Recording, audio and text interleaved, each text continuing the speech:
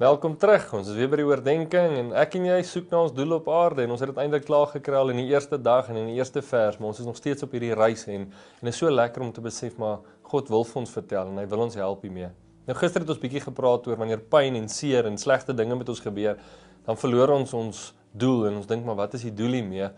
En baie keer gebruik God my en jou verhale, stories in ons lewe om ander mense te help.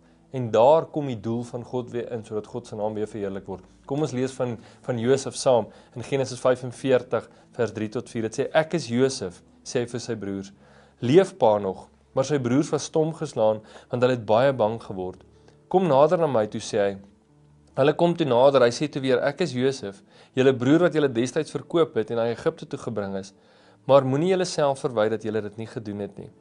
Eintlik is dit God wat dit bewerk het. Hy het my vooruitgestuur sodat julle lewens gespaar kan word.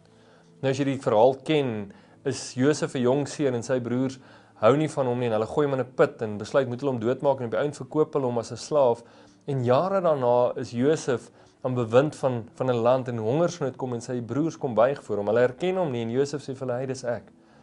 En hulle kan dit amper nie glo dat dit wat hulle aan hom gedoen het op so 'n manier uitdraai nie. God laat ten goeie meewerk wanneer dinge gebeur vir die wat hom liefhet. So Josef is in bewind en hy kan sy broers en sy familie help met kos en met klere en baie keer het iets in jou lewe gebeur en jy kon nie die doel verstaan nie en nou jare daarna kan jy mense help.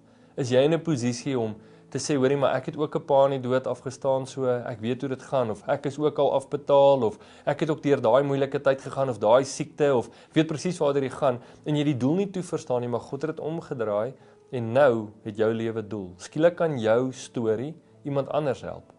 Waar in jou lewe gebruik God tans jou storie om ander te help? Waar is God besig om sy doel in jou lewe deur stories in jou verlede te gebruik om ander te help? Of miskien is jy tans in 'n situasie wat jy wonder, maar wat is die doel daarvan? En weet net, kry vandag hoop.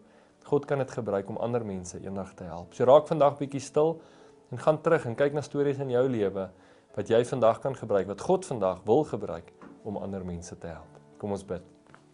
Here, dankie dat wanneer slegte goed ons tref, dinge wat ons nie verstaan nie, en ons nou so half bietjie laat rondtas vir ons doel, dat U dit gebruik, al is dit miskien jare daarna, of weke daarna, miskien maande daarna, wat U net sê, maar dit waar jy is, kyk, nou kan jy iemand anders help. Nou kan jy iemand anders help om weer 'n doel in die lewe te bereik en te kry. Here, en dit is nie maklik nie en is seer, maar dit is so lekker om te weet, maar daai satisfaksie wanneer 'n verhaal uit my lewe iemand anders kan help. Dankie dat U ons gebruik. Dankie dat Josef se storie ons leer vandag dat al gebeur slegte goed, U dit kan gebruik om U doel nog steeds op aarde te laat geskied. Ons eer U daarvoor, Here. U is 'n kreatiewe God wat so wonderlik is en ons prys U in Jesus naam. Amen. Gaan vandag en deel 'n storie uit jou lewe uit met iemand wat miskien vir hulle weer doel en in hierdie lewe kan gee waarby hulle kan vashou en hoop vir vandag. Baie dankie, ons kuier môre verder. Goed gaan.